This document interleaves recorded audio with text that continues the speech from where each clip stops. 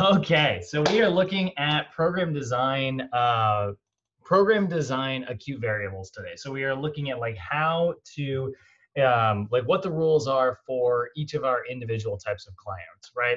So if we look at the OPT model, which I don't actually have a picture of pulled up.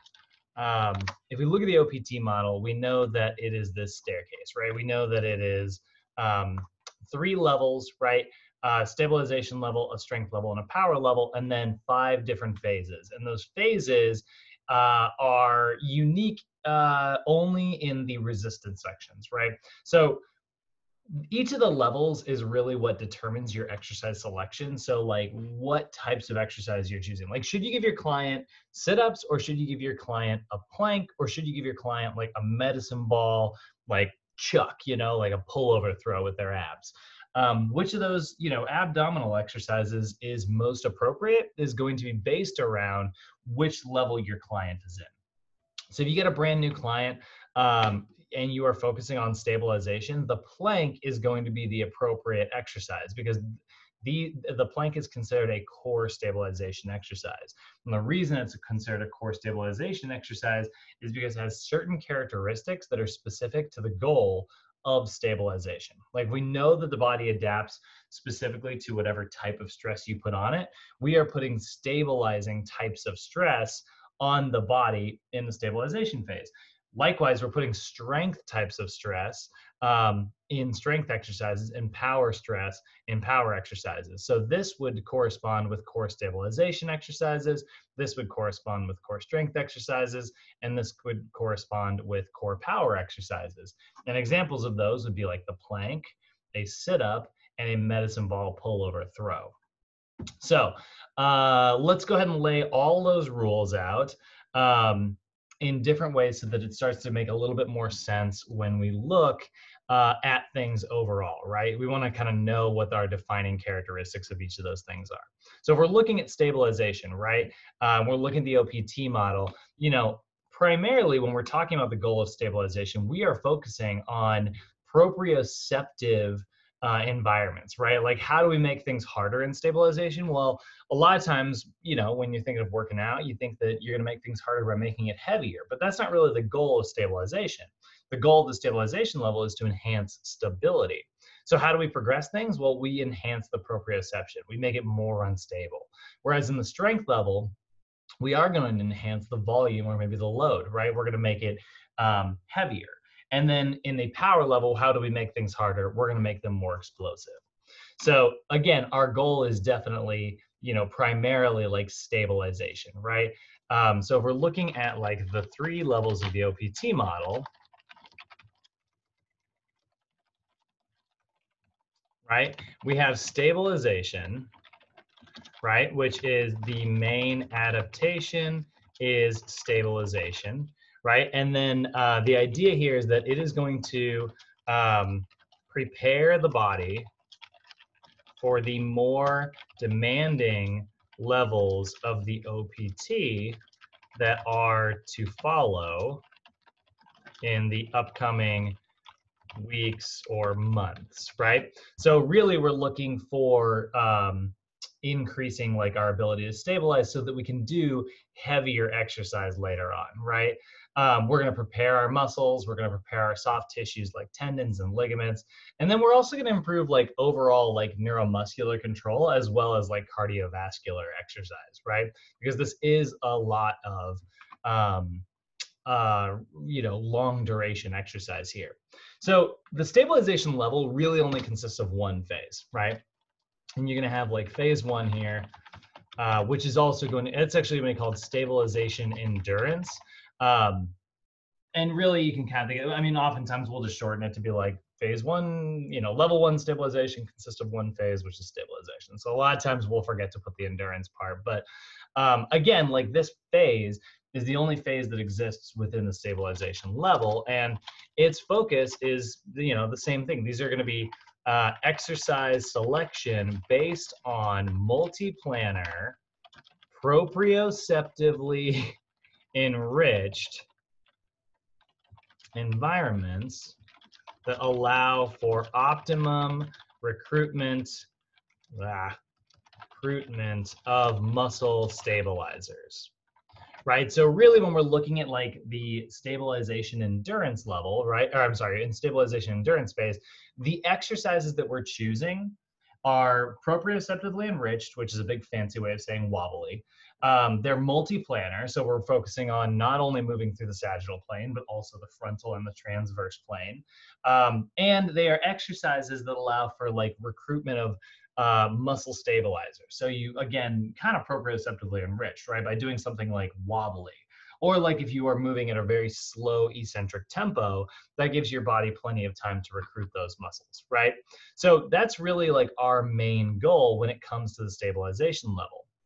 So when we get further into our exercises here, if you look at like our overall chart full of acute variables, you're going to see like in the exercise selection, a high number of repetitions, a slow tempo, and it's going to say you're choosing core stabilization or balance stabilization exercises, which are those exercises that are very, very, very wobbly, right? So if we're looking at that, that is going to be, if we're looking at our warm-up, right? And we're looking at like a general OPT model, or I'm sorry, an OPT template, you are going to choose for your flexibility training, you're going to choose corrective flexibility. Actually, what I'm going to do is I'm going to go flexibility training, and we're going to say exercise selection. Right, what does that mean for exercise selection?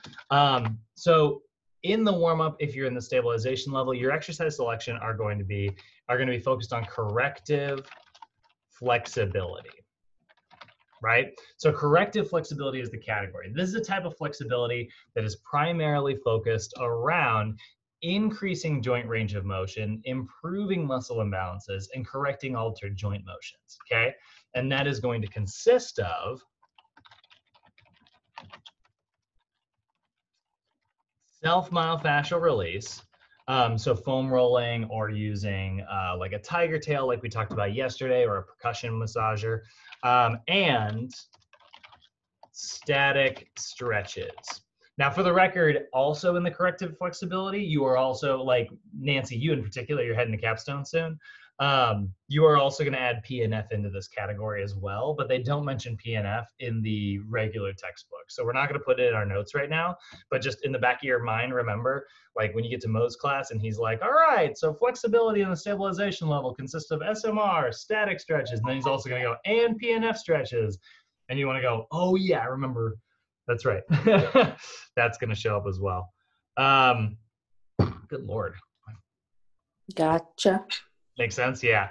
So that's our corrective flexibility, right? So self-myofascial release, these are, you know, that's foam rolling is the classic example. Static stretches are long duration, slow stretches where you're going to hold that tension for about 30 seconds. Both of those are going to apply that autogenic inhibition, right? That pressure on a Golgi tendon organ that produces an inhibitory effect on a muscle spindle. So then, once you're done with your warm-up, you are going to move into, actually, you know what? Yeah, I'm actually going to change how I do this. Hold on one second. I'm going to put this whole thing back one level. Boop, there we go. Oh, it even looks better. All right, let's look at the balance exercises. So now let's look at movement preparation. Nope, I lied. I lied. I liked it better the way I had it before. Warm-up. And then you do want to do a little bit of cardio in there as well. So I'm going to skip to cardio, which I think is at the end of this PowerPoint, actually. Boop. Yeah, I want to show you the cardio really quick. So it's, you know, cardio is often thrown into, we often teach it because you're going to end up doing your cardio at the same time. Like you do a little cardio warm up when you're doing your flexibility stuff. So I'm just going to pull this up real quick. All right, so our cardio training, right?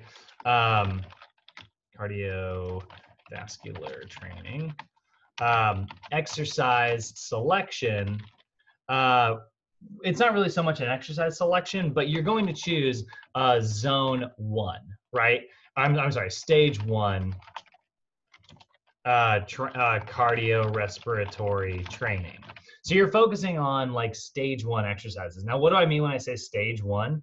Well, stage 1 is going to consist of zone 1 as like a tool, right?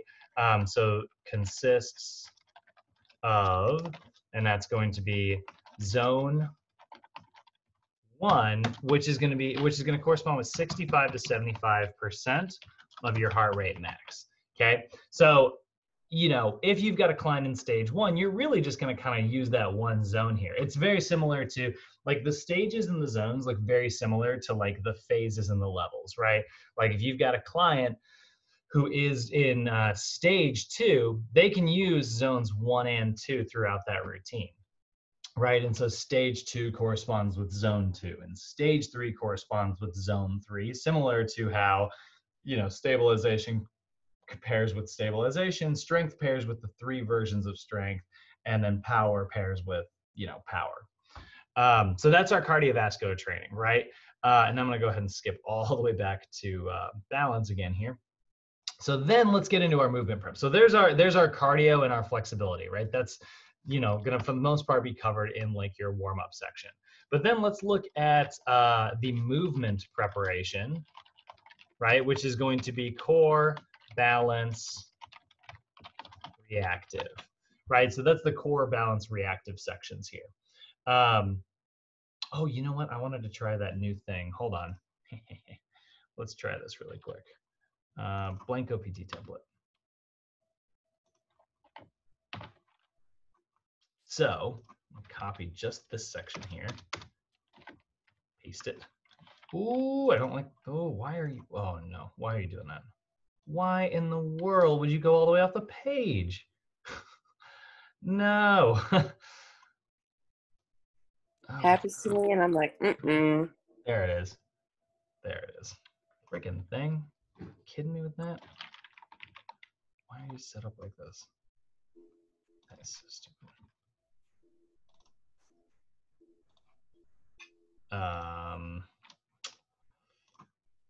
Oops, that's not what I want to do. Table properties. Please do not have a preferred width or preferred height. Off, all of you.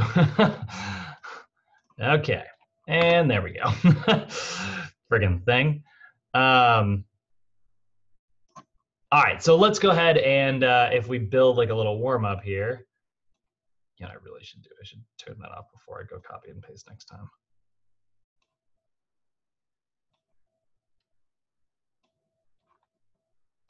I don't know, it's something kind of, those are about the right width, right?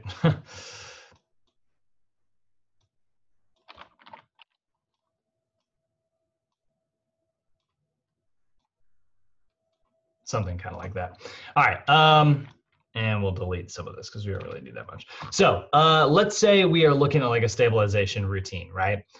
So warm up for the stabilization level client. So if we've got a stabilization level client, what we're going to do is we're going to start with a little bit of SMR first, right? SMR 2 to 3 exercises, right? We're going to do one set of that, and our duration is going to be 30 seconds each as we're holding that. And so that's kind of our rules there, right? Those are kind of the things we generally focus on. And then we're going to do static stretches, right? One set also for 30 seconds each, right? And then we have our, let's say treadmill or any form of cardio, right? So I guess I should just put cardio. And that is going to be probably one set, maybe 5 minutes. And then the coaching tip is a really good place to put like, 50 to 60% heart rate max. So we're not really going too crazy there, right? We don't have to go and do like super high heart rate for their warm up, right? We're just trying to get the blood pumping. So there's your warm up section, right? Now, if I make another copy of this and we call that like our cardio, right? Let's say this is like cardiovascular training, or we could call it conditioning, right? This is where we can dive in. It's like, all right, we're going to do our cardio here. And then let's just say, we'll put this right here.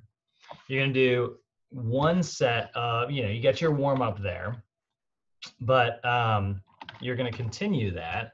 Let's just say we'll pick an exercise because it'll make a little bit of a better visual. We'll say it's the treadmill, just for the sake of it. And then we're going to go ahead and keep doing that for one set, and we'll say 30 minutes, right? And this is going to be at 65 to 75% of your heart rate max. And then you're going to cool down, and that's really the whole thing, right? So you're going to do your cardiovascular conditioning, right, for 30 minutes there. So if you were to go to the gym and you're just doing a cardio day all by yourself, you're going to walk in, hit the foam roller for about 30 seconds for each of your muscles, static stretch each of those muscles, get on that treadmill, warm up for maybe 5 minutes at 50 to 60% of your heart rate max. And then you're going to do zone 1 for about 30 minutes uninterrupted. So you want to be somewhere between 65 and 75% of your max heart rate. Then you're going to foam roll again. Then you're going to cool down 5 minutes, 50 to 60% of your heart rate max, nothing crazy, just a brisk walk. Then you're going to do a little bit of SMR. Then you're going to do some static stretches. You're going to go home. And that's your whole like cardio day, if you were to have like a cardio specific day. Does that make sense, Nancy? Does that track? It does. Yeah, I just had a quick question because I blanked. I was like, oh no, because I remember you talked about if a client has varicose veins, you're not supposed to SMR, but I didn't recall what you told us to do. And then I thought, wait, did he say instead just skip that? I just don't remember. Yeah, just skip it. Yeah, if your client has varicose veins, you don't want to put too much pressure. Any form of like percussion massager or tiger tail or anything, it's just going to pinch those blood vessels and feel really uncomfortable. So you're just going to skip any form of like massage, basically. Okay, gotcha. Thank you. Yeah, of course. So next we move into, so that is our warm-ups and our cardio, right? Now let's go ahead and look at movement preparation within the stabilization level. So these are going to be our core exercises, our balance exercises, and our reactive exercises, right? So here, we are going to have it on the right line. We are going to start with balance training, right? So for balance training, right, we are going to, for exercise selection, because we're in the stabilization level, we are going to choose balance stabilization exercises, right? And what do I mean when I say balance stabilization exercises? Well, those are exercises that consist of balance exercises that involve little to no movement of the balance leg. So what makes something balance stabilization is the fact that it's a balance exercise where you do not move whatever balance leg you're standing on. So your body is placed in an unstable environment and you are kind of wobbling, but you are making sure that like let's say I'm just doing this. This is literally called the single leg balance, and this is a balance stabilization exercise. If I were to do bicep curls, yeah, it's a bicep exercise, and I could call this like, if I were primarily focused on just like the arm strength here, I could call it like a stabilization biceps exercise, but I could also call this a balance stabilization exercise where, the primary focus here is just no movement of that balanced leg, right? Let's say I had a medicine ball in my hand, right? And I were to do like a lift and chop, right? I'm doing a lot of movement, but my balanced leg, the leg that I'm planted on the floor, is not moving. Therefore, it's going to be balance stabilization, okay? So then we're going to move on to our, why did I start on balance? I didn't even realize. I just skipped straight past core. Good Lord. This PowerPoint has it in the wrong order. You never start balance first. Let's do core training real quick. Core training exercise selection. These are going to be core stabilization exercises, right? And these are going to be exercises that consist of core exercises that involve little to no movement of the spine, okay? So here's the thing. We're seeing like primary focus here is on like our deep stabilizers within our core. So now like we see a real pretty similar consistency here, right? Both of these exercises are exercises that are involved around not moving. You're just trying to create stability. The idea is that you're going and you're just holding in place. And then somebody tries to move you and you're like, nope, and you resist it, right? You are stabilizing. That's really the goal here. So I love crunches, right? I love crunches. I love wood chops. Russian twists are great. Medicine ball pullover throws, rotation chest pass. Those are all great core exercises, right? But if I'm focused on core stabilization, the idea is that I do not move my spine. So yesterday we were looking at that modified plank on a bench. That's a core stabilization exercise because the idea is that I'm simply holding myself in place. That's the goal of core stabilization exercises. And then finally, we've got our reactive exercises, right? These are sometimes called plyometric. I like the term reactive. A lot of other people like the term plyometric. But these are going to be, we're going to say reactive or plyometric training. Our exercise selection is going to be plyometric stabilization exercises, right? How do we know it's a plyometric stabilization exercise? Well, these are going to be plyometrics that involve little to no movement upon landing and focus on developing proper landing mechanics. So the idea behind this is it's not so much about like doing repetitions over and over and over again with your plyometrics, which generally that's what we think of, right? We think of plyometrics, we think of like, you know, being super explosive over and over and over again. But that's not really the goal of plyometric stabilization exercise. Plyometric stabilization exercises are all about being plyometric and then landing, making sure that we landed properly, make any adjustments, get that in our muscle memory, and then do it again, right? So a squat jump to stabilization is a really good example.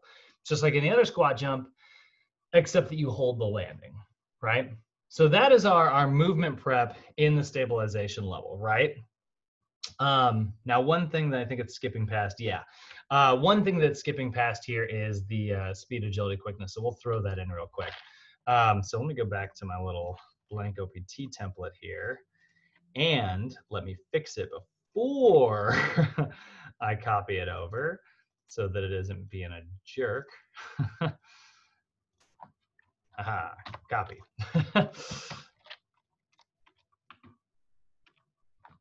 And paste. And then I'm just going to expand this out to there-ish. And coaching tips, I want to be relatively small.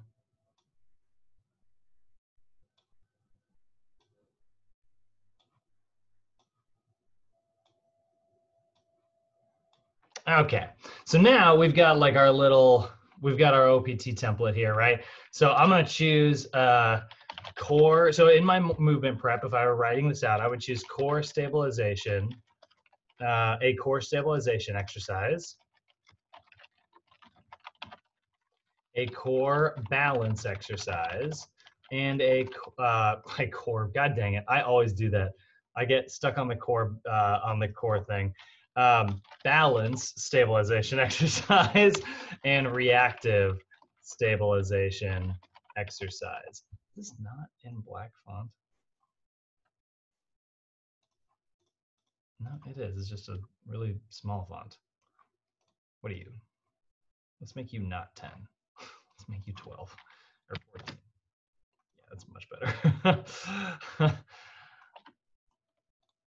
We're getting there. The first time I've ever done it this way. We're gonna have the kinks. Oh, good. Then that messed up all the formatting.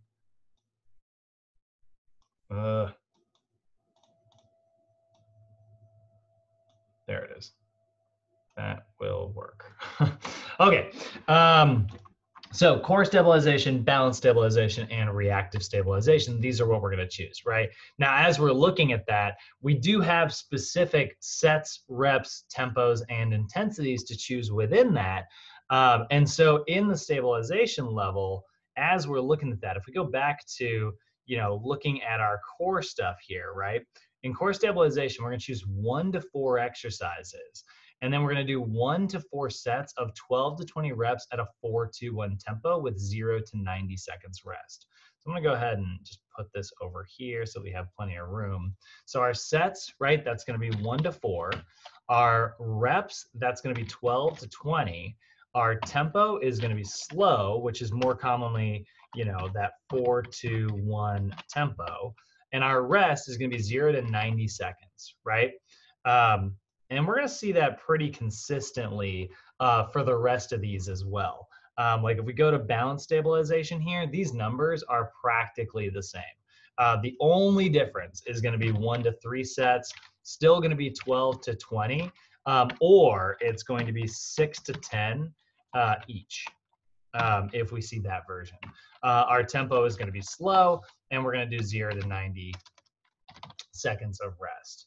And then we are going to have our reactive stabilization exercises, and it's going to be 1 to 3 sets. It is going to be 5 to 8 reps.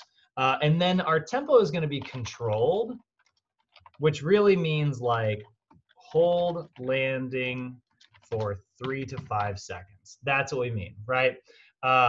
When we say hold, controlled, right? We mean hold the landing. And then again, 0 to 90 seconds of rest. So there's like our very simple, let's make this a little smaller and get this to fit a little better. No?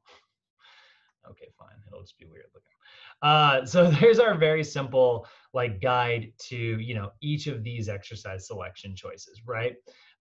That's our movement prep. So if you're building like a movement prep for someone in the stabilization level, you're just going to choose exercises from these categories, right? And those are all listed in your book in the back, right? You have like the core stabilization section, you have like the core strength section, and you've got the core power section, and then you got the balance stabilization section and the balance strength section. So you're going to kind of work your way through all those. Now, before we get into resistance, which is where this PowerPoint kind of wants to head straight towards, we really quickly got to address our our speed, agility, quickness section. So next one we're going to look at is speed. Ooh, why? Speed, agility, and quickness, or SAQ. Right? Your SAQ section is going to be next on that OPT sheet, right? So we're looking at this over here. So with SAQ, as we're looking at this, what you're going to choose generally is, because it works a little bit differently, right? Like we don't have like speed stabilization and agility stabilization exercises like the way we had like, core stabilization and balance stabilization. Instead, we're just going to have like the whole section here. And for exercise selection, you're going to choose exercises,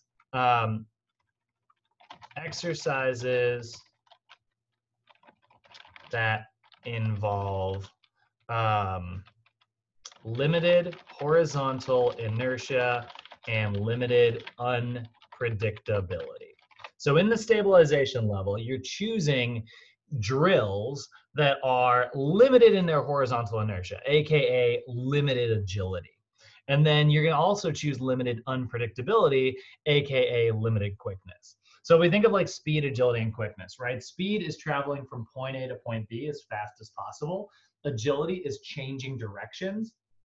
And quickness is changing body position in response to an external stimulus, right? So you can think of speed as running from cone A to cone B, agility as running from cone A to cone B, but then turning around and going back to cone A. And then quickness as running, and as you look over your right shoulder, a football is headed your way, and you have to like adjust your body and catch it. Right? So that's what we mean when we say speed, agility, and quickness. Clients who are in the stabilization level, we're primarily going to focus on speed drills. So this is going to be a lot of things like speed ladders, overspeed drills, and things like that. Whereas clients in the strength level, you're going to do both speed and agility drills. So then you're going to start changing directions. And then in clients in the power level, you're going to start changing directions and hitting them with some type of external unexpected stimulus, right? So that's our exercise selection there. So that's going to consist of primarily speed drills, right? And I'll put that primarily because it's not like you can't do any agility. So that's what we're going to go through with there.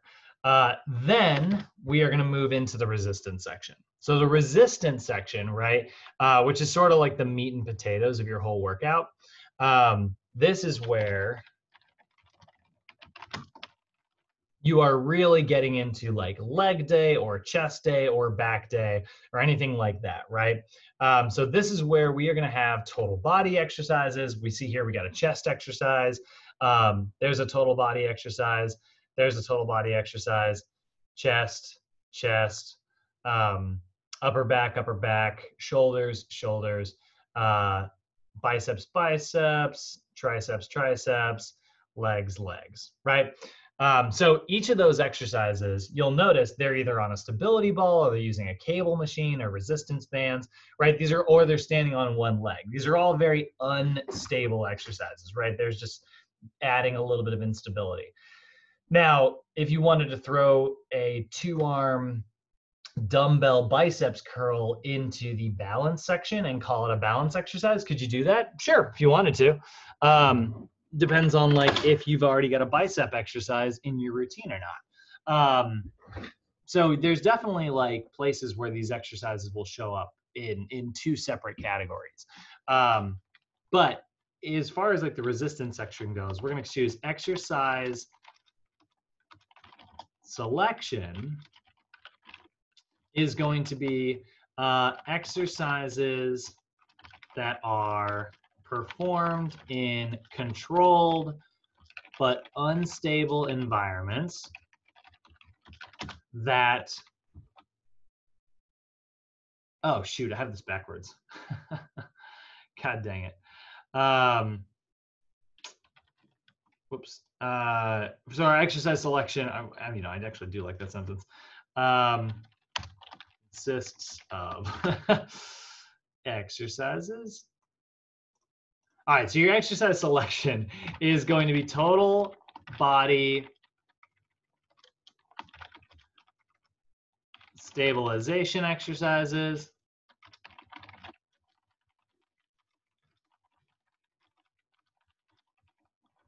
chest stabilization exercises,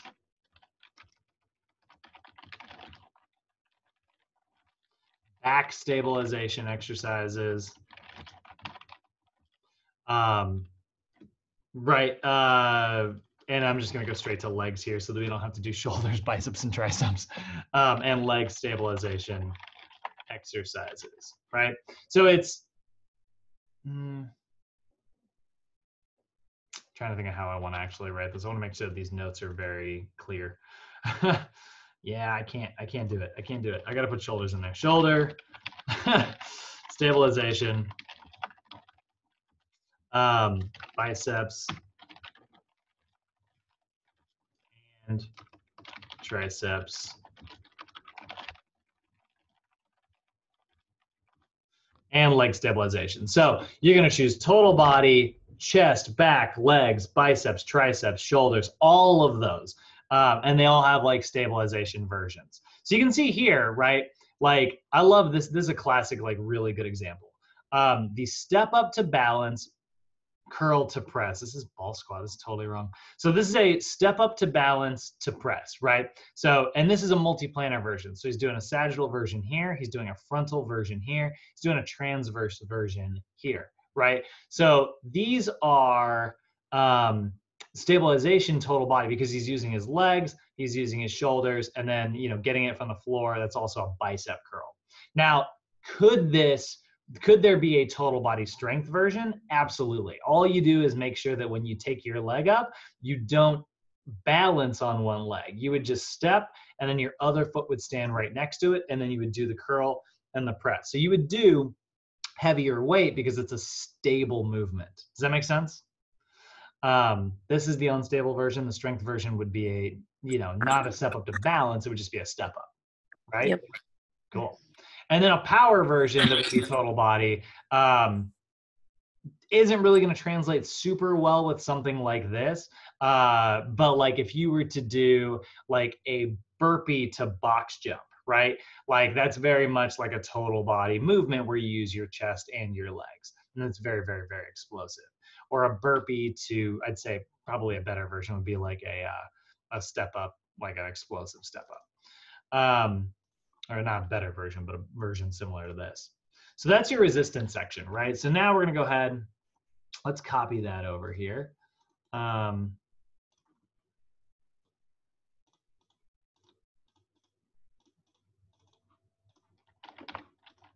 right.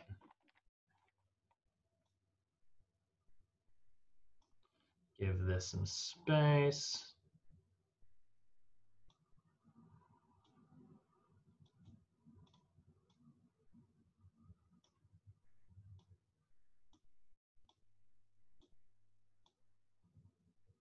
Okay, so resistance, we're going to choose total body stabilization. Oops, I want this to all be 14 as well.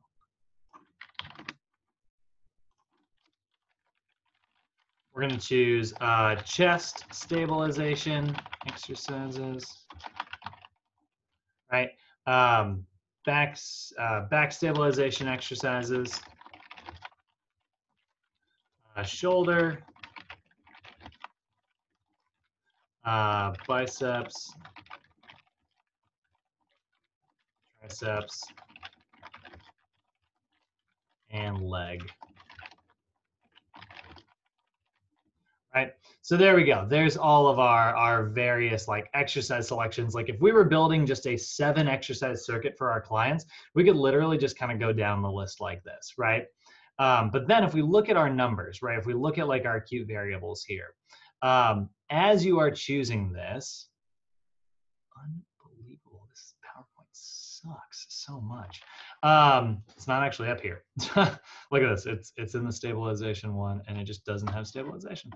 You're gonna choose 12 to 20 reps. You can do, whoops, you can choose 1 to 3 sets, 12 to 20 reps, and then your tempo is gonna be a slow or again, 4 to 1 tempo, right? If you wanna write it that way. And then your rest is gonna be 0 to 90 seconds of rest. Now, I know you might be thinking like, why 90 seconds of rest? Like, why do we take up to 90 seconds of rest if the point is to build, you know, endurance, right? Like if we're trying to build our clients' endurance and we are really focusing on like, you know, almost getting like our cardio in, why are we taking such a long rest period? Well, a lot of this is just taking into account the fact that you've got a client who might be brand new to a routine, right? I'm gonna go ahead and just remove the coaching tip section. If your client is brand new, they might not necessarily be able to handle like a super short rest period. So we want to make sure that we build a little bit in there. But if I were writing a routine, I would literally just choose one, you know, and just replace this. So like I would go, you know, if I only had these 2 choices, right, it'd either be a ball squat curl to press or a multi-planar step up curl to press. And I could just put that right here, right? Ball, squat, curl to press. And then rather than choosing these ranges, I'd be like, oh, I'm going to choose 3. I'm going to go with 15 because it's in the middle. I'm going to do a slow tempo and I'm going to choose 60 seconds of rest. And there we go. I just wrote, you know, my routine out.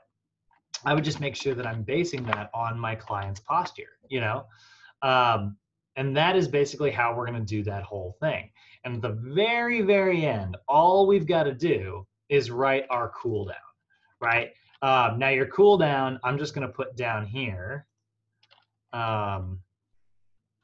So cool down, that is going to be for your exercise selection. This is going to look just like our warm-up, right? So when we were looking at our warm-up, we had flexibility and a little bit of cardio training.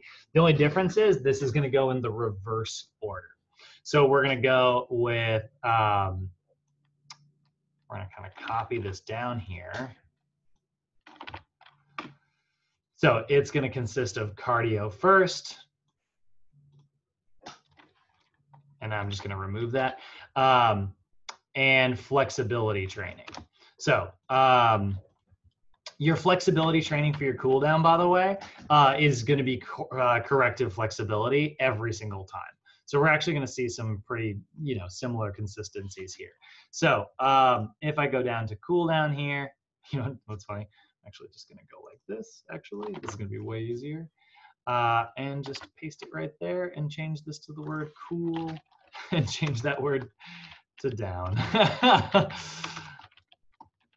For a stabilization level client, I need to put that up on all the other ones. So this one's going to consist of cardio first.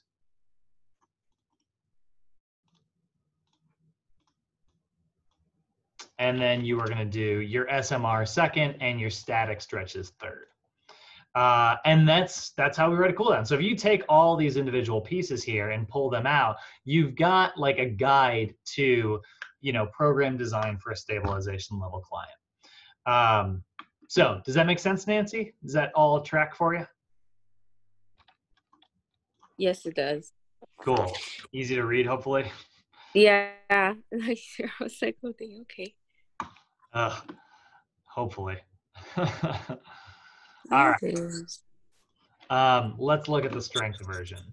What was one other thing I wanted to do? Oh, that's right. I wanted to go through and make sure these each say stabilization level client, because I forgot to put that up last time.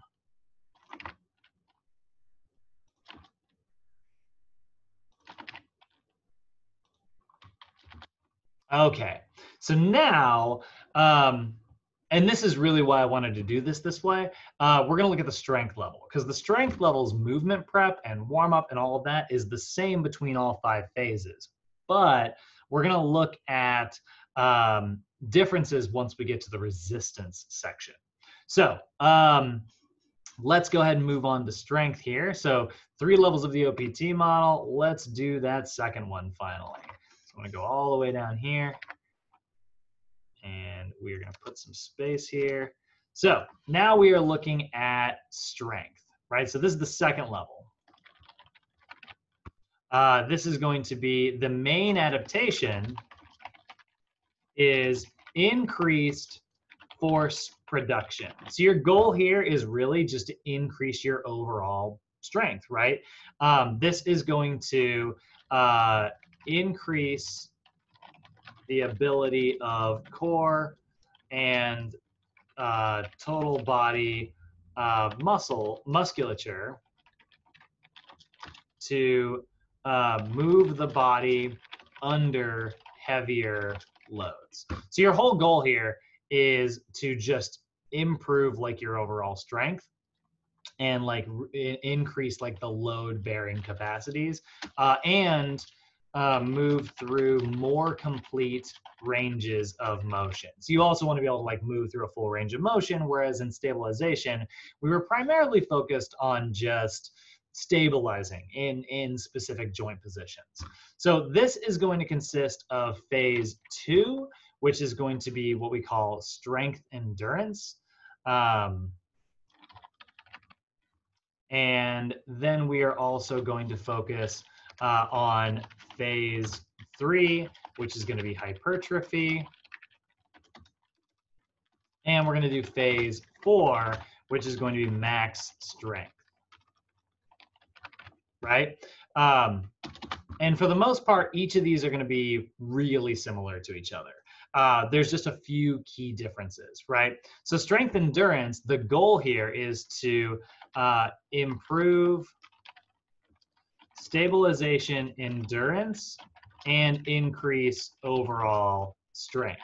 So your goal of strength endurance is to, make yourself be able to lift heavier loads, but you don't want to lose any of that stability. This is why I like to think of phase 2 as phase 1.5, because it's kind of blending some of the concepts of phase 1 into phase 2. And then we've got hypertrophy, which the goal here, honestly, is focusing on high volume to develop maximal hypertrophy. Like it's just, the name fits perfectly. So it is improves overall training volume to develop maximal hypertrophy. Right, so you're literally just going for gains. And then we've got our max strength, right? And this is like the focus is to increase maximal load bearing capabilities of muscles, right? So really you're just focusing on force production here, right? So again, we're going to see some acute variables, right? We're going to see our flexibility, but you're noticing that now we're doing like repetitions for like certain numbers of sets, and we're only doing a 1 to 2 second hold. So these are going to be SMR exercises and active isolated stretches. In the core, balance, and reactive section, we're choosing core strength instead of core stabilization, balance strength instead of balance stabilization, plyometric strength, right? And then on SAQ, we're focusing on drills that allow for greater horizontal inertia, but still limited unpredictability. So we are allowing for agility and we are still doing speed, but we're still not doing like unpredictable exercises. They don't have to like change body position in response to something. They don't have to do quickness. And then we're gonna choose strength exercises, right? Which are either total body strength, chest strength, back strength, right, etc. So let's go ahead and dive into our warm-up section, right? So again, our warm-up is going to consist of flexibility training, right? And that is going to consist of, I want to make sure I get the same thing going on here, exercise selection. So now in flexibility training, our exercise selection is going to be still SMR, like we're still doing self-myofascial release, but we are also doing active, isolated stretches rather than static stretches. So what is what does like an active isolated stretch actually mean, right? Well, active flexibility is designed to still improve like your soft tissue, mobility. But these are going to use agonists and synergists to dynamically move a joint through a range of motion, right? So these are going to be stretches that use agonist and antagonist contractions to move a joint through its complete range of motion to create reciprocal inhibition. So you're going to contract a muscle and then relax it, right? We're going to do that for about 5 to 10 repetitions each time, and we're going to hold those repetitions for only about 1 to 2 seconds. So I'm going to go up here back to the warm-up section, and if you have a strength level client, whether they are strength endurance or whether they are hypertrophy or whether they are max strength, your warm-up is going to be the same. So this is a warm-up for a strength level client, right? So you're going to do SMR again, but now we're going to choose active, isolated stretches, right? Those active, isolated stretches are going to, rather than doing just the one set, now we're going to do 1 to 2 sets, right? And rather than doing a 30-second hold, we're going to do a 1 to 2 second hold each rep. And then on our coaching tips over here, we can put 5 to 10 repetitions each. So that's how we're going to write our warm up for an active level client, or I'm sorry, a strength level client, right? So before, let's say I was doing like an upper trapezius stretch. Actually, that's a good one that I can show on camera. So like before, if I was in the stabilization level, I would stretch my neck out like this, and I would just hold that for about 30 seconds. But in the strength level, I'm actually going to contract. I'm going to hold for about 1 to 2 seconds, and then I'm going to relax. Then I'm going to contract again, hold for 1 to 2 seconds, and relax, right? That active contraction over here is going to send a signal to relax over here and hopefully create that reciprocal inhibition. Now you're still going to do a little bit of cardio warm-up here, but because this is like a warm-up and not actually your stage training yet, you're still going to do like 1 minute or one set, 5 minutes, 50 to 60% of your max heart rate. Nothing too intense. And I'm going to go ahead and scroll down to our cardio here. Now, for our cardiorespiratory training, right? If we're looking at that before, our cardiovascular training consisted of, actually I should put that here. Cardiovascular training is going to consist of stage 2 cardiorespiratory training instead of stage 1. And that's going to consist of zone 1, which is going to be 65 to 75%.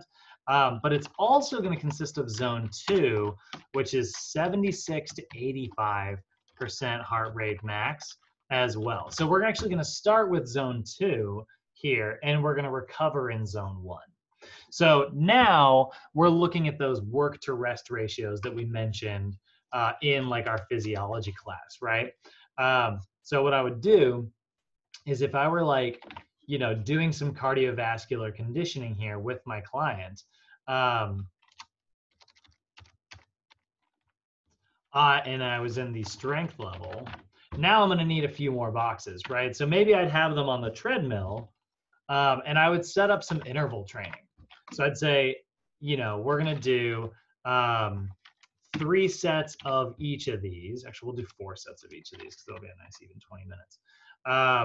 And we'll do 1 minute at 76 to 85% of their heart rate max. And then I'm going to do 3 minutes at 65 to 75% of their heart rate max. So this is a 1 to 3 work to rest ratio, right? They work really hard for 1 minute at 76 to 85% of their heart rate, and then they recover for 3 minutes here. So that's 4 minutes total. I should have put 5. I wanted 20 minutes. And they'll just do 5 repeating sets of that, right? So before they were doing 1 set of 30 minutes. Now they're doing 5 sets of 1 minute very hard, 3 minutes easy. And as they get better and better and better at that, you know, I can change that to 2 minutes and kind of help them recover there, right? Does that make sense, Nancy? Is that cardio track for you?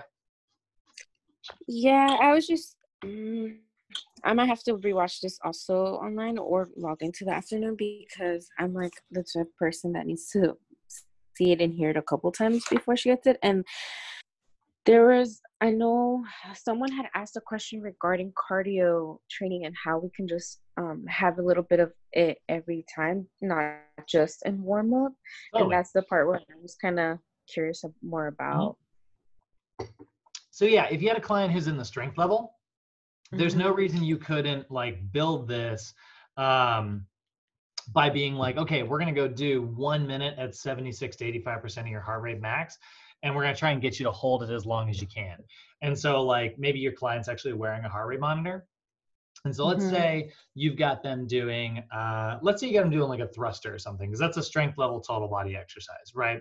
Thruster is basically just a squat to shoulder press. So they've got dumbbells in hand and they're going to do, let's say 4 sets of 10 repetitions, right? So you got these dumbbells here and you're going to go down, 1, down, 2, right? They're going to work their way through those 10 reps. And then once they're done with that first set, you're going to be like, great, go ahead and set that down. We're going to head over to the treadmill and I want to get you to 76 to 85% of your heart rate. And I want you to hold it for 1 minute.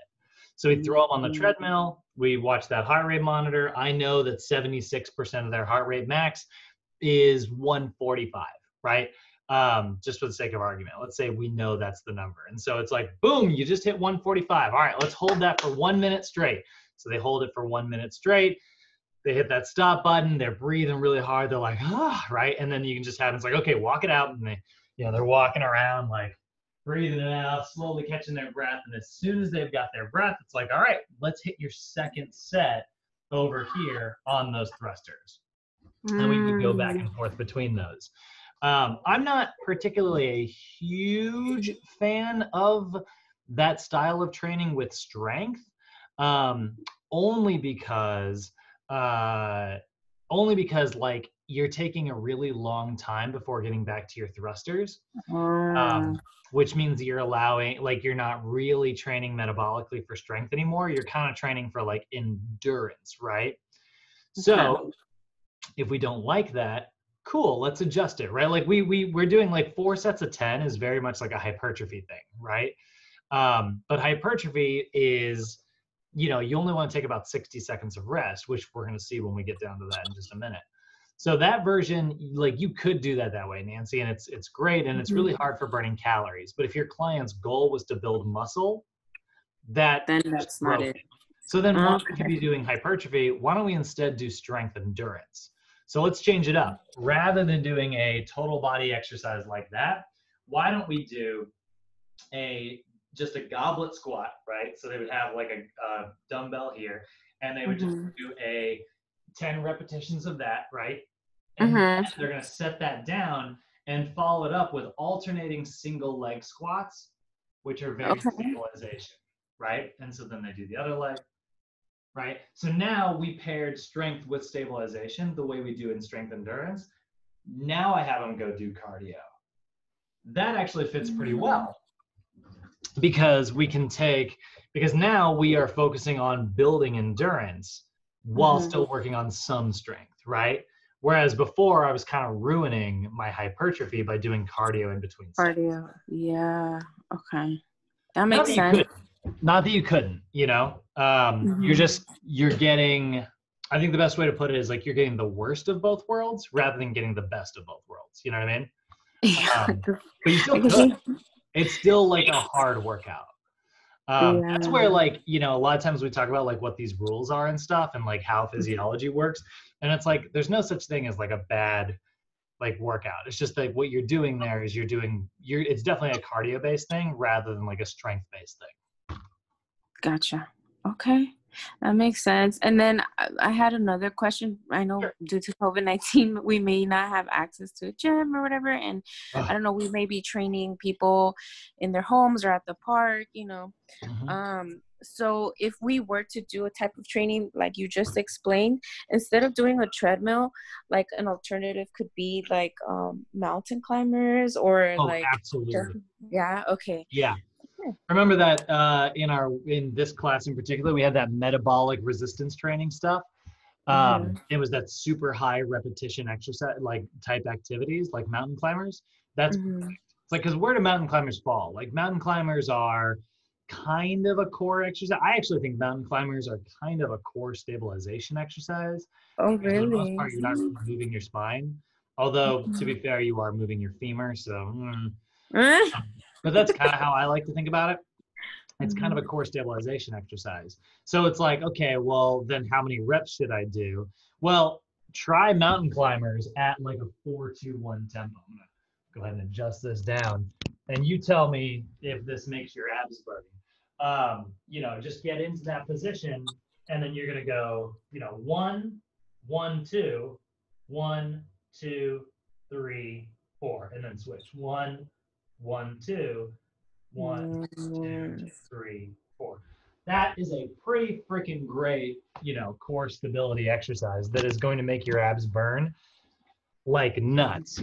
And then, like, what if you want to use it for cardio? Absolutely. You just need to do the reps super, super fast. Super But then fast, it's like, right? well, you're supposed to only do 12 to 20 reps. It's like, no. This is where you break that rule.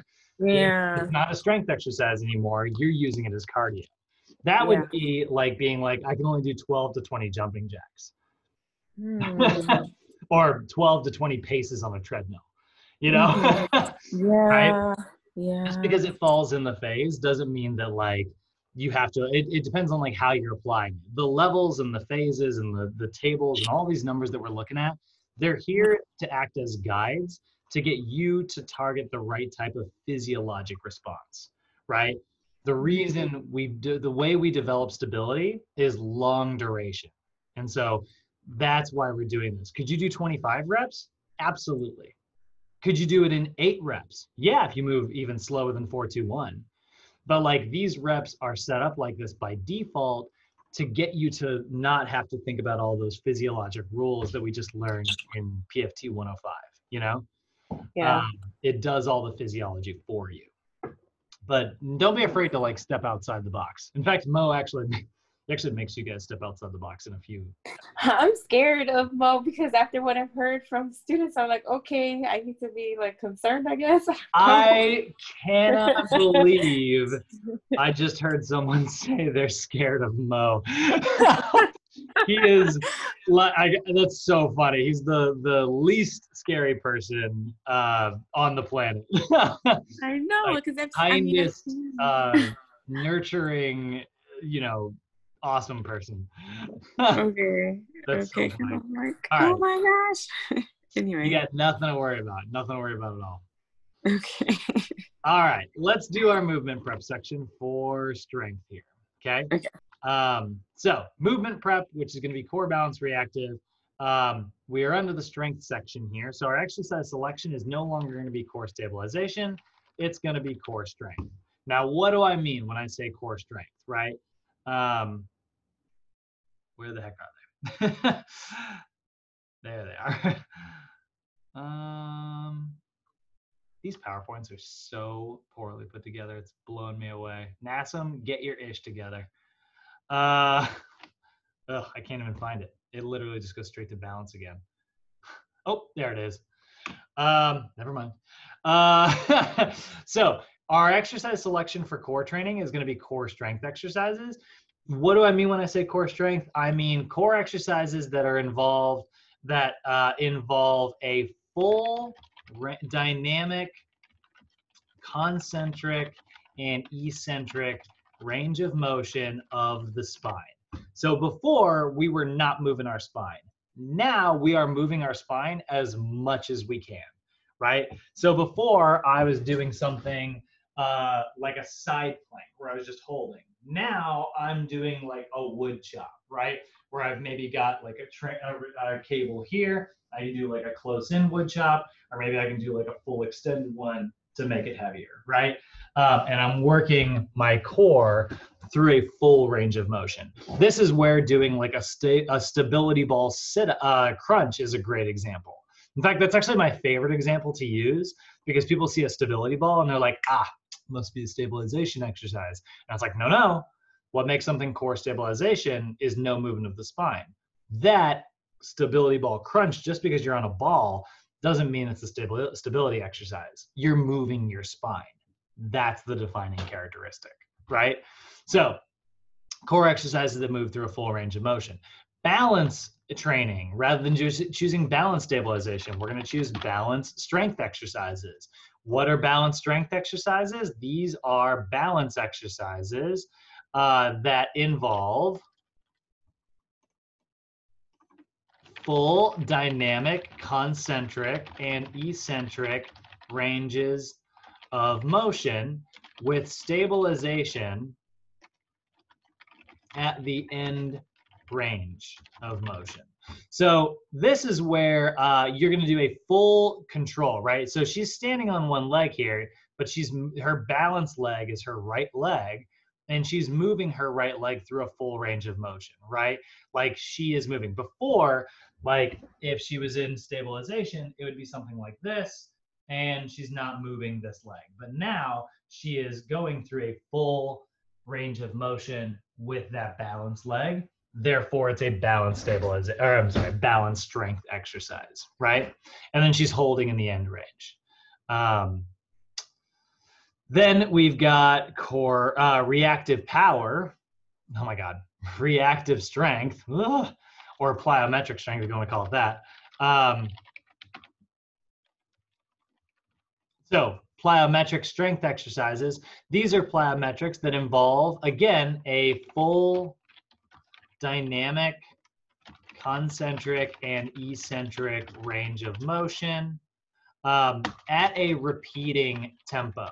So that last part's also really important. So basically, as soon as she lands, it's eccentrically loading her, and then she jumps again to concentrically accelerate, right? So like before, we were doing a squat jump to stabilization, right? I would go like this, down, and then I would hold. And I would stand up and do my next rep. But in the strength level, it would look more like this. Right, where I go back and forth. And so like I'm being forced down into the ground because of my previous jump, like gravity is forcing me downward, that eccentrically loads me, and then I concentrically load in the opposite direction right afterwards. So let's write it out. Oh, it's on the border. I gotta go like that. All right, so let's build our movement prep here. So core, balance, and reactive for a strength level client.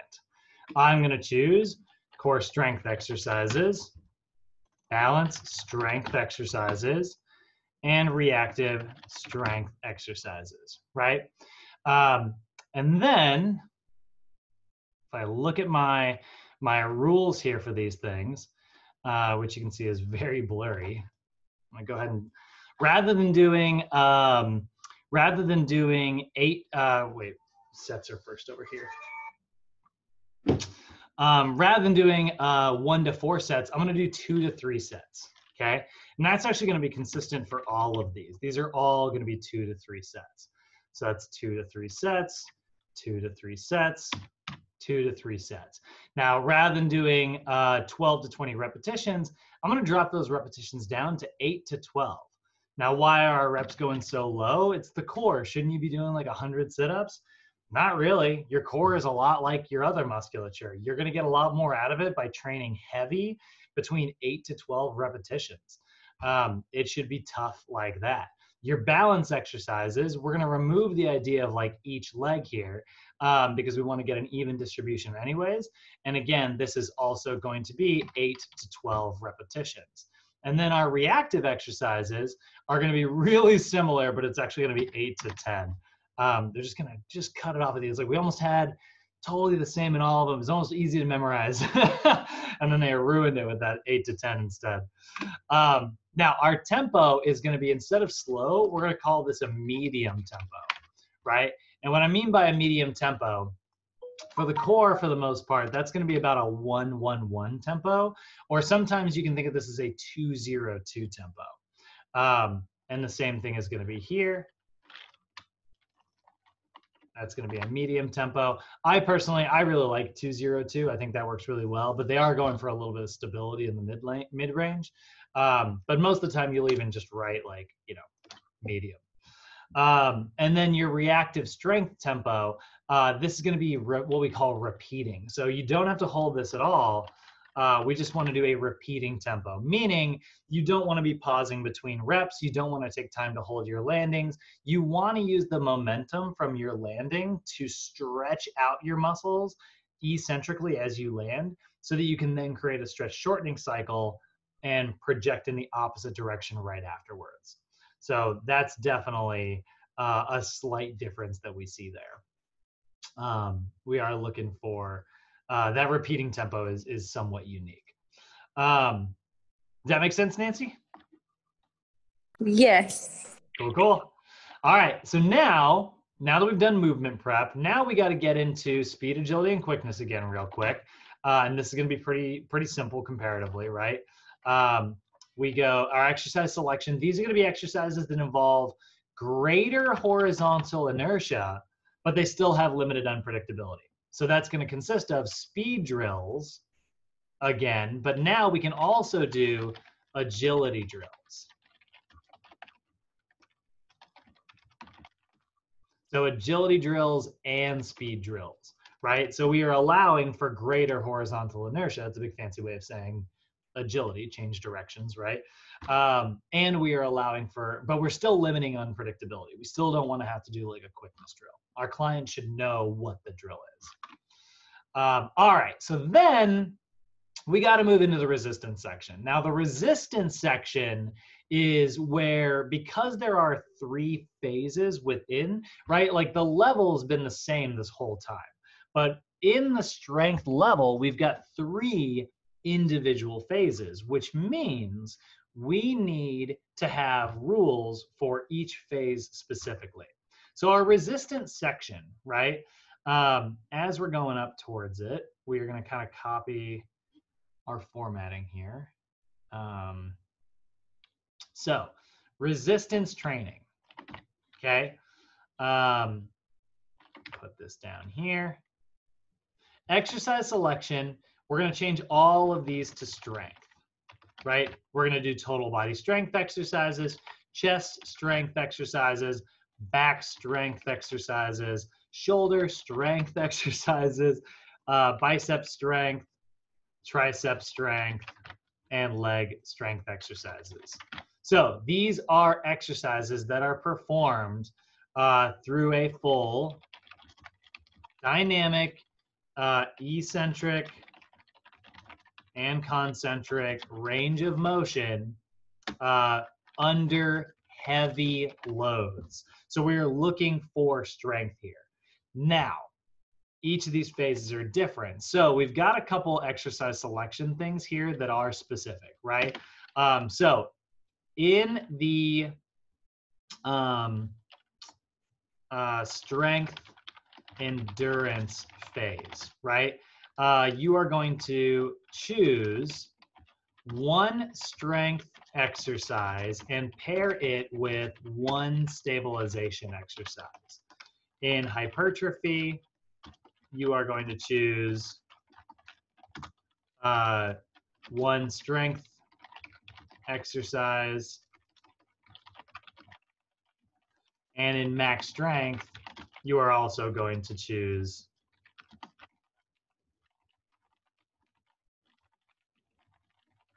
strength exercises. So this is the one unique thing here. We see that strength endurance is kind of a special phase where we do actually have to perform a superset for our resistance section, right? So if I go up here, I'm going to go ahead and copy our resistance section here. And we're going to change this to resistance, and it's a strength level client, but this first one is strength endurance, right? So for strength endurance, I'm going to go ahead and actually, where is that table? No, that's not what I meant to do.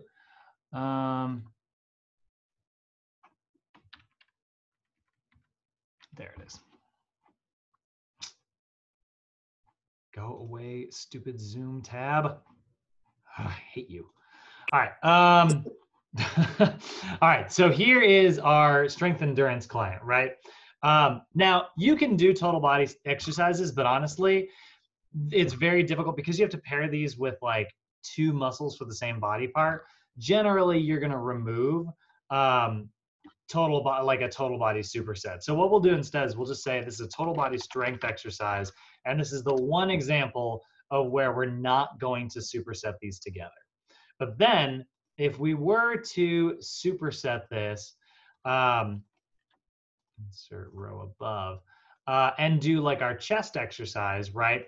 We would actually choose a chest, actually hold on, I need another space in between each of these. We're going to do a chest strength exercise, and we're going to do it between 8 to 12 repetitions for 2 to 4 sets. So that's 2 to 4 sets, 8 to 12 reps. And our tempo, because it's strength, is going to be a medium, actually we'll say 2-0-2 tempo. So that's the medium tempo that we're seeing here, right? 2-0-2 for our strength movement. And then our intensity is actually something that we need here as well.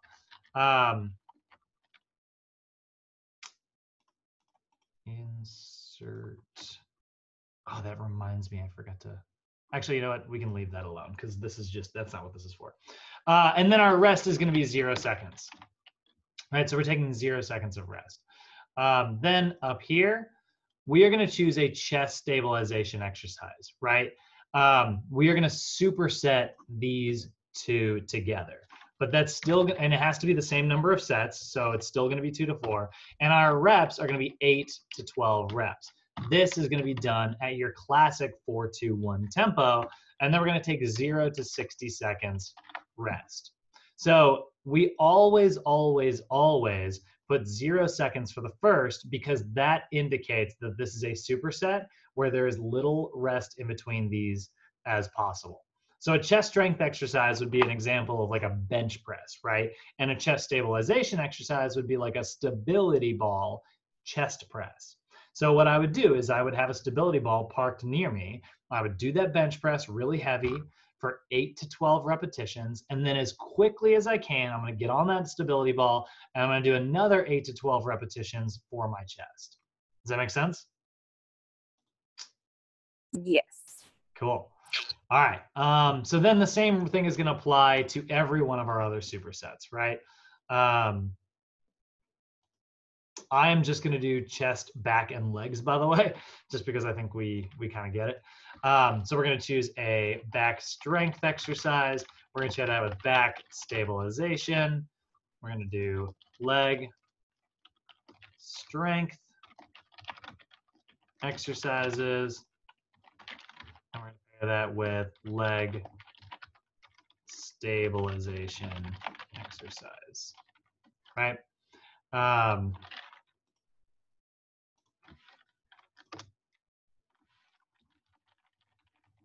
All right, and then it's all going to be the same thing. It's still going to be 2 to 4 sets, 8 to 12 reps. This is my strength exercise. So that's a 2-0-2 tempo, 0 seconds rest because it's a superset, meaning I need to go as quickly as possible. 4-2-1 tempo for my stabilization, 0 to 60 seconds rest. Right, I'm just going to go, okay. And there we go. There is our strength endurance client. Now, if our client is a hypertrophy client, you know, this table is going to look really, really similar, except we don't have to do our supersets anymore. So we can just pick a total body strength exercise. We can pick a chest strength exercise. We can choose a back strength exercise. We can do a leg strength exercise, right? Oh, I forgot I gotta put the other ones up there. So we can do a shoulder strength. We can choose a biceps strength and a triceps strength.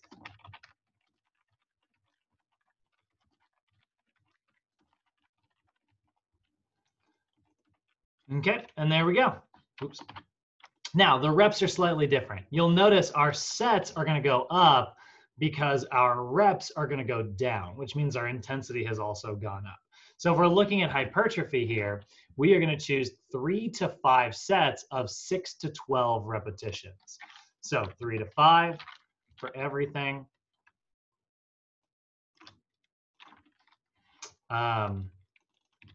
3 to 5 for everything, and then we're going to do 6 to 12 reps. And our tempo is going to be medium again, so that's 2-0-2 again. And then we're going to take 0 to 60 seconds of rest, right? And we're just going to go ahead and copy that all the way down. So we remove the superset idea because, like, we're not going for endurance anymore. We're going for muscular size. So we just want to lift relatively heavy, but still not super, super heavy, because if we lift super heavy, we won't be able to do high enough volume. So it's kind of in the middle of everything. Then we got max strength. Max strength is the true, this is the true like strength phase, right? I said hypertrophy endurance up here. Whoops, sorry guys. I should just say hypertrophy. Your strength level client here, what's funny about like exercise selection is I literally don't have to change any of this part. The exercise selection is the same.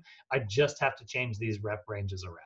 So now in the hypertrophy phase, right, we were doing 6 to 12 reps, 3 to 5 sets. Now we're going to do 1 to 5 reps. Like, we're getting low here, which means we need to go really high with the sets, all the way up to 1 to 6. Really?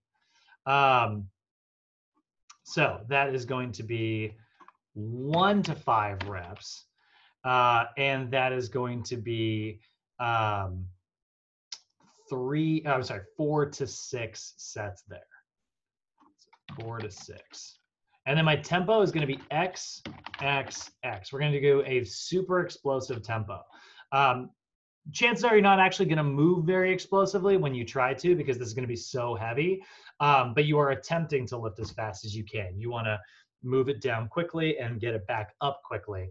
But, you know, if it is super high intensity, what'll probably end up happening is, you know, it'll look something more like this. You're gonna have that barbell on your back and you're gonna go down really fast, and then you're like, holy crap, I gotta get up. You know? And that's super heavy example there.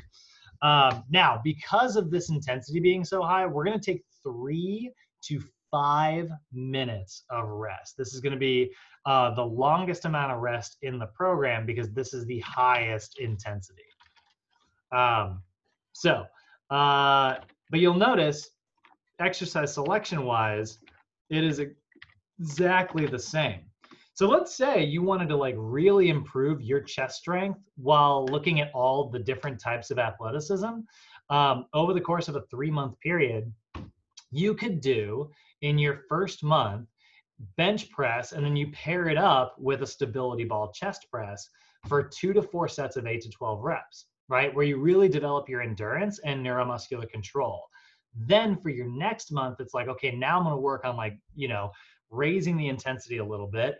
And I'm just going to focus on the strength part. So then you continue to do that bench press, but the reps go down from 8 to 12 to 6 to 12, and your sets go up a little bit. So maybe it was like, you know, 3 sets of 12 before. Now it's 4 sets of 8 to 10, right? And then in your final month, where you're really trying to improve your 1 rep max, you're going to drop it all the way down to maybe 5 repetitions and do 5 sets. So you went from 3 sets to 4 sets to 5 sets. You went from 12 reps to 8 reps to 5 reps. And that's how like you're raising your intensity. Does that make sense, Nancy? You see that progression there? Yeah. Heck yeah. All right, last little bit, our cool down in the strength phase. Gonna look super, super, super similar to our, that reminds me, I changed that? Yeah, I did. It's gonna look really, really, really, really, really similar to our cool down in stabilization. If I can freaking find it. Where'd I put all my stuff? There it is. All right. So cool down, you're gonna do cardio again, you're gonna do your flexibility again, but you're actually gonna go back to focusing on corrective flexibility, even with a strength level client. And it's like, whoa, whoa, whoa, whoa, whoa. I thought in strength we do, you know, active isolated stretches. And that is true. You do active isolated stretches, but your cool down, the workout's over. The reason we don't do static stretches with strength level clients is because static stretches have been shown to have an inhibitory effect on your muscles. It makes your muscles a little weaker than normal. And so because of that, because of making that a little bit weaker, we don't, you know, we're working on maximum intensities. I don't want to ruin my intensity before my workout starts, right? So instead, we do active isolated stretches, which means that like I'm not going to turn those muscles off as much. But once the workout's over, I should be doing those static stretches to stretch everything out to make sure they don't tighten up before my next workout. So you can do static stretches in the strength level. They just need to be in the cool down portion. What's going on with this? Okay. All right. So many technical difficulties today. It's insane. All right, let's finally finish everything up and look at our power level, right? Yeah. Now, we're gonna go, put a little extra space in between here. We're looking at power. The main adaptation is to increase, I love this, so that I can just change it. It goes, the main adaptation is to increase force production. Power, the main adaptation is to increase rate of force production. Right? It's little changes. I kind of like editing this stuff on the computer in a way, because you kind of get to see the fact that like, man, there are some similarities between these things. And it's just like, but we just change one little thing and it makes a totally completely different type of exercise, you know? So the idea here is the ability of the neuromuscular system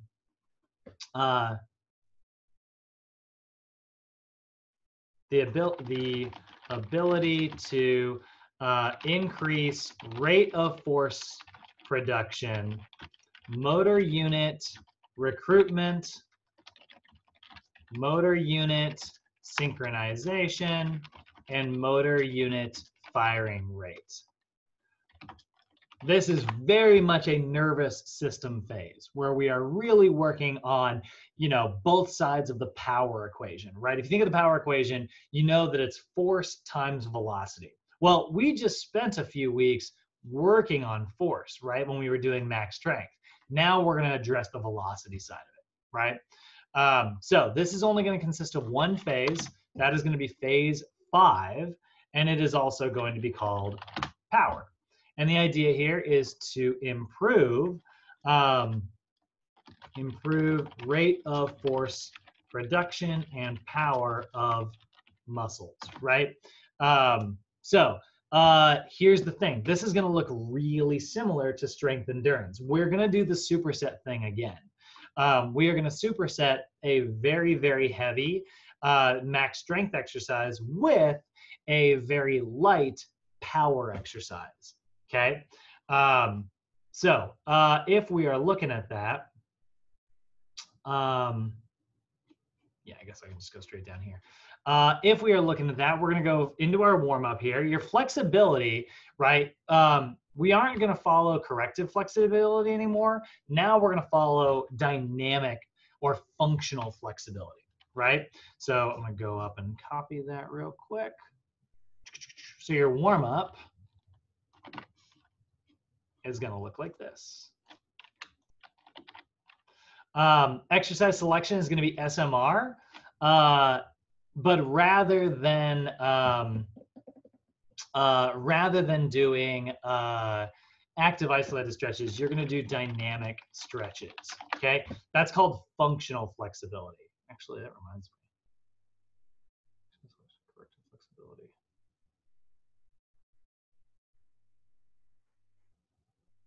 Hold on one second. I'm just gonna make sure I'm looking at something. Whoa.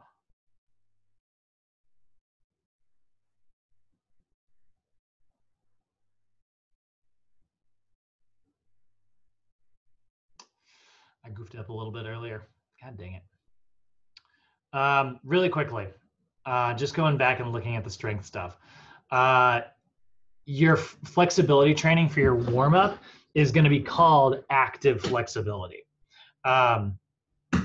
So your exercise selection should have been active flexibility, right? And active flexibility, I was wondering why I had to write this big long sentence. Active flexibility is going to consist of SMR and active isolated stretches. Sorry, I messed that up earlier. But like, this is the category, right? Active flexibility, these are the tools. Active flexibility is SMR, just like the category is stage 1 and the tools are zone 1. The category is stage 2, the tools are zones 1 and 2, right? And that's what we're gonna see down here. So when it comes down to your warm-up, your flexibility, your exercise selection is gonna be functional flexibility. That will consist of SMR and dynamic stretches, okay? They're not gonna ask you questions like that. They're not gonna ask you like, what category, what tools are in that category, but they'll say like which of the following types of flexibility is most effective for a client in the power phase. And then like you might not see dynamic stretches up there. What you'll see is functional flexibility. And I want to make sure everybody knows like both those terms. So it's a functional flexibility. Functional flexibility is foam rolling and dynamic stretches. Remember both of those. Now, cardio training, your exercise selection is going to be stage 3 cardiorespiratory training, and that is going to consist of zone 3, which is 86 to 95% heart rate max, zone 2, which is 76 to 85%, and zone 1. So you've got all 3 of these together, okay? So let's go ahead and build, a warm-up here. This is gonna look very, very different compared to our other warm-ups, right? I'm gonna actually put this down here. We're gonna have a warm-up for a power level client. So we're gonna do SMR, 30 seconds each, but then we're gonna choose, as we're looking at it, we are actually going to choose 3 to 10 dynamic exercises. So we're going to go 3 to 10 dynamic stretches, okay? And that's going to be 1 to 2 sets, and you're going to do 10 to 15 reps each, okay? So let's say that's something like a walking lunge with a twist, right? I'm going to kind of go this way so you can kind of see, right? If I were to go like here and then like work my way around, right? And then I were to go back and I would do like a high knee, right? And then I were to go this way and do like butt kickers, right? I would do about 10 repetitions of each of those for 1 to 2 sets. And I would just choose 3 to 10 of those exercises. Now, because you're gonna be doing these body weight, calisthenic, like ballistic stretches, your heart rate's actually gonna get pretty elevated. So your cardio, we're gonna put a little asterisk here. We're gonna say cardio, no, do not auto format, please. Stop that. Cardio is optional. But it could still be 1 5-minute 50 to 60%. And the reason it's optional is because like these stretches are going to get your heart rate up. Also, your power workout is going to be super long. So it's like, we got to save time where we can. But that's a power level warm up. So then we're going to move into our movement prep. And it is going to look just like our other levels, right? Seriously? So your movement prep for core training, we are going to choose core power exercises. And these core power exercises are core exercises that involve a full dynamic, concentric, and eccentric range of motion of the spine. But here's the thing, look at that sentence, right? So core power exercises involve full dynamic, concentric, eccentric range of motion of the spine. That's the same thing we set up here, right? So what makes them different? All right, what makes them different? Well, we have this last little bit at the end where we say at functionally applicable speeds, AKA fast. So before we were doing, sit-ups, right? We were doing like crunches, right? Now I'm gonna do a medicine ball slam where I'm gonna crunch down and move my spine super rapidly, right? Before I did a wood chop, right? Well, now I'm gonna have a medicine ball and I'm gonna chuck it as fast as I can, and I'm gonna be really explosive. So that is a rate of force production core exercise. Does that make sense? Yes. Sorry, I was like, because there's noise in the background, so I keep going on and off with the. Oh, no problem at all. No problem at all. So our exercise selection for balance training is also going to be balance power, right? And that's going to consist of balance exercises that this actually is a little different. Are designed to improve proper joint deceleration and stabilization. So before we went from like a balance stabilization exercise where, again, we did move our balance leg, right? Then I moved my balance leg. Now I'm going to move my balance leg and I'm going to stabilize upon landing rapidly. So I'm going to do something like this. God dang. Right? That's right there, that landing and holding on one leg, that's what makes something balance power. And it's like, whoa. That looks super similar to reactive level 1 stabilization exercises. And they do, they look super, super similar. The difference is balance power is on one leg because you're working on balance. Reactive stabilization is on two legs because you're working on two-leg landings. Does that make sense? Yeah, yeah, okay. So that's the That thing. was pretty Like, good though. what do you mean? Because you were saying like whoa, but that was like you landed pretty like well, like what's the I lost it. I used a bed for the first rep. That does not count. Oh my goodness. If you were my trainer, I got 0, you know, that was 1 rep out of 2. True.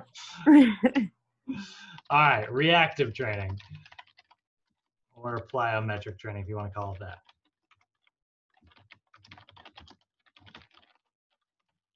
So our exercise selection is going to be reactive power exercises, and that is going to consist of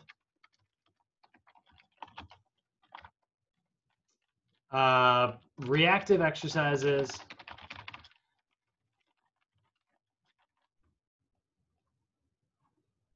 that move through the entire muscle action spectrum at functionally applicable speeds. Okay, so this is the idea here that you are performing them as fast as possible. So remember, reactive training was all about jumping before, right?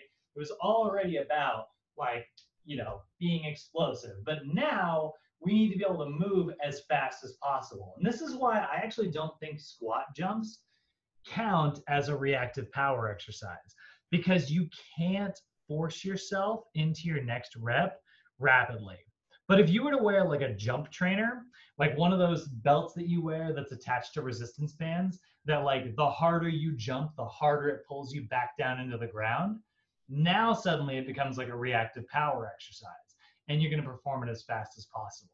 So the classic example is, what's that? Sorry, you just reminded me. I had been wanting like a couple years back. Have you ever heard of the Vertimax? Yeah. Oh, totally. Yeah. Oh my goodness, I wanted to invest in one so bad, and then I saw the price. Yeah, they're supposed to be great. I've never used one. Oh, okay. Sorry, I got excited. I'm sorry. Yeah. Sorry. So, you know, let's say I were to do like a lateral squat jump to stabilization, right? And then stand. That's a stabilization level reactive exercise. Then let's say I do repeat lateral squat jumps, right? That is a reactive strength exercise. But nothing's really like how fast I do one rep doesn't determine how fast I do my next rep. And that's why they're strength. What I need to do is find a way to rapidly decelerate and turn that momentum around and go in the opposite direction. And that's where things like ice skaters come in. The faster I do my rep over here and the faster I get done with it, the faster I can do my next one. And that's what makes this reactive power, right? I have to be forced into my next rep. A classic example actually is just high knees, right? If you're doing like high knees, if you're going like this and you're just going like, right? The faster I do my left, the faster I can do my right, which means the faster I can do my left. That's reactive power. It's like, hey, I heard you wanted to go fast, so I got you some fast to go with your fast. That is that, right? So let's build our movement prep here.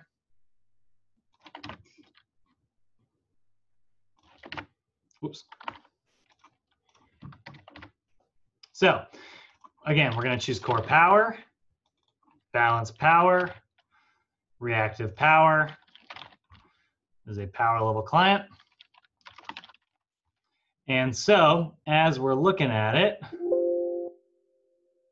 you can kind of see our numbers here, right? 8 to 12 repetitions for all of them, 2 to 3 sets for all of them. We finally got all these freaking things synced up. I love this one because all you have to do is change one number. So then core power should still be controlled, even though it is as fast as possible, right? Like you should be moving explosively, but like your core should still be moving the way it's supposed to. Balance power also controlled. And then reactive power, you want to be XXX. And actually, we can put XXX here as well. That's still the appropriate tempo. Just remember, you don't want your core to be out of control. And then our rest period, 0 to 60 seconds. Oh, I just realized I didn't. Where did I copy this from? Did I copy this from stabilization? I copy it from strength. No, I got it from strength. I totally goofed up strength earlier. It's supposed to be 60 for each. I must have forgot to change this one. 60 seconds rest on the core strength stuff. There's always some typo. I never get it perfect. All right, let's do resistance training. So resistance training, like I said, is going to look very, very, very similar to strength endurance, right? So your resistance training is going to look very similar. So exercise selection, you're going to choose total body power, chest power, back power, shoulder power, biceps, triceps, and legs. Okay, so what does that mean? Full dynamic concentric and eccentric range of motion for functionally applicable speeds. And then again, in the power phase, you're going to choose one strength exercise and pair it with one power exercise. So what that does is that allows you to get the best of both worlds. So you superset strength with power. So what we're going to do is we're going to go up and we're going to make this look really similar. Now, again, are you going to be able to pair like a total body strength and total body power perfectly up? Probably not, you know. Oh, did I make another mistake? I did. I totally forgot to change the freaking total body thing earlier. This should be these reps. Typo, idiot. Boom, there we go.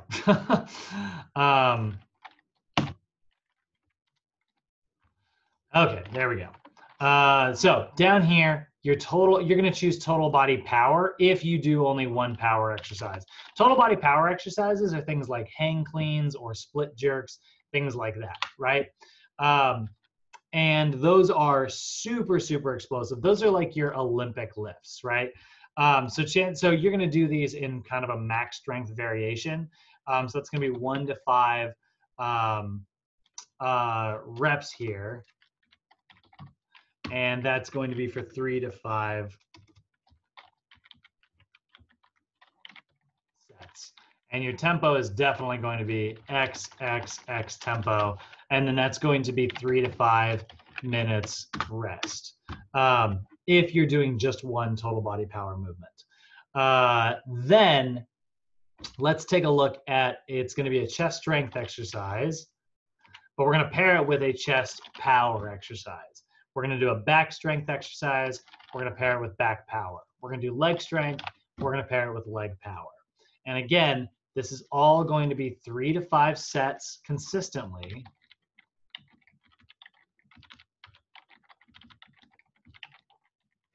And we're going to do 8 to 10 repetitions for our power movement, but it's 1 to 5 for our strength. So 1 to 5, 8 to 10. 1 to 5, 8 to 10. 1 to 5, 8 to 10. And both of these are going to be at an XXX tempo. So our rest period, by the way, is going to be 1 to 2 minutes between pairs and 3 to 5 minutes between circuits. So if we're looking at this, right, I'm going to take like 1 minute of rest here and 3 to 5 minutes of rest here. And that's an example of what that's going to look like. So let's say I was doing this, right? Chest strength would be, again, the bench press, right? So I would do super heavy bench press, and then I would rack it, stand up, have a medicine ball, and do a medicine ball chest pass, something super fast and super explosive. Or let's say I did a really heavy barbell squat, racked it, and then I do like a squat jump, right? That's how I'm going to superset those two things together. Does that make sense, Nancy? Absolutely. Yes. Cool. Did I do cardio earlier? No. But you may see me tonight too, because I really like this stuff, and I need to like just like have it again and again in my brain. No problem at all. Yeah, I'm glad. So the one other little thing I got to look at here, I totally forgot to throw in cardio, and then we got to do our cool down real quick.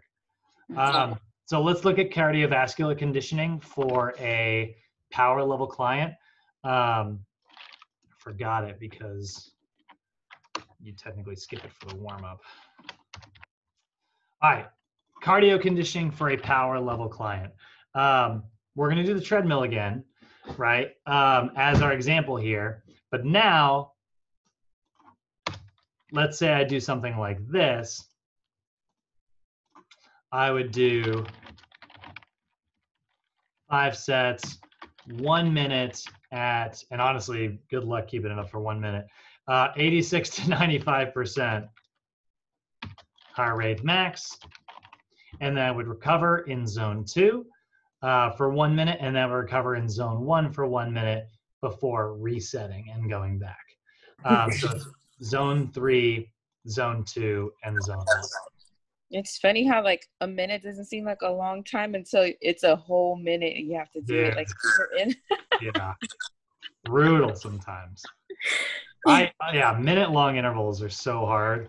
Because it's just long. It's just short enough that you can sprint the whole time, but it's just long enough to make you throw up. Yep. Perfect way to describe that. Yeah. All right, let's look at the cool down here. So your cool down, again, it's going to be cardio. It's going to be corrective flexibility. So if we build a cool down for our power level client, it can honestly look exactly the same. 5 minutes on the treadmill, 30 seconds SMR each, 30 seconds static stretches. And that is sort of a as we go version of all of our acute variables. This is big chart, kind of broken up in a way that we don't normally do it. But this program design class doesn't have like the day where we go through all this exercise selection stuff the way our other program design classes have. So we kind of had to do it today. Now, before I let you go, okay, I do want you to look at the regular big chart. So here are all of our acute variables laid out, right? Oh, I forgot I put that down there last time. So here's all of our rules as you're going through it, right? Your exercise selection to your warm-up is corrective flexibility when you're in the stabilization level. SMR, static, 1 to 3 sets, 30-second holds. Stage 1 cardio, zone 1, that's it. Core stabilization, balance stabilization, plyometric stabilization, 1 to 4 sets, 12 to 20 reps, slow tempo, 0 to 90, right? So see all of these things here. Now, all of these are always sets, reps, tempo, rest. The one place where we change it is where we get to the resistance section, where you also want to know your intensities.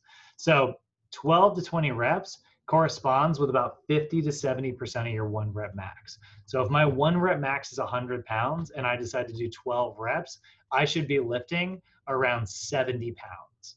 If my 1 rep max is 100 pounds and I'm doing 20 reps, I should be lifting around 50 pounds. Does that make sense? Yes, I almost want to hesitate because I'm like, one more time. Yeah, so I can lift if I were to lift as heavy as I can and it was 100 pounds, 70% of that is 70 pounds, right? Gotcha. That should correspond with about 12 reps. Okay. And if I lift at like 50 pounds, I should be able to do around 20 reps. Whereas down here, if I'm lifting between 70 and 80%, right? 80% should correspond actually right around 12 reps again. It's between like 70 and 80. Actually, I'm sorry, 80 is going to correspond with like around 8 reps. If I go to 85%, that's going to correspond around 6 reps. And if I go to like 100%, that's going to correspond with 1. And if I correspond 85%, that's about 5. See how it all, like it's a chart there? Yeah. You can find 1 rep max conversion chart. You look at like a 1 rep max conversion, you'll see, like if I go to 100, if I lifted 100 pounds, if that's my 1 rep max, I should be able to do about 100 and, I'm sorry, if I'm lifting 100 pounds for 10 reps, my 1 rep max is about 133. If my 1 rep max is 100, you know, I should be doing 1 or maybe 2 reps if I'm lucky. Okay, yeah. That makes more sense. I'm all of it, but I need to see it here a couple times at the same time. No problem at all. That's how this works. So yeah. I'm gonna upload the big chart onto Canvas today along with these notes. So if you want to copy your big chart down one more time, I definitely recommend doing it. And I'll also put up some OPT templates if you want to like edit your own OPT templates and throw these rules in. You know what I mean? Yeah, I think I'd like that better. So that about does it. Okay. You survived the final one, Nancy. Yeah, I know. I'm gonna miss you, Brad. I say it's your final one. Mo's gonna make you do it too. I know. I figured. I was just like, you know, I don't know, like this whole change with not being able to go to school in person and like go to the gym after. It just I missed it. I felt like, dude, man. I miss going to the gym at school so bad. I didn't even use it that often. Like it wasn't like, you know, most of the time I like worked out before class. Yeah. But I still miss just like walking around the gym and like the energy of having everybody in there and stuff. Right. I feel cheated out of my experience, to be honest. Yeah, I hear you. I feel like I have a career that is not what I signed up for. Yeah. I was told I would get to lift weights for a living.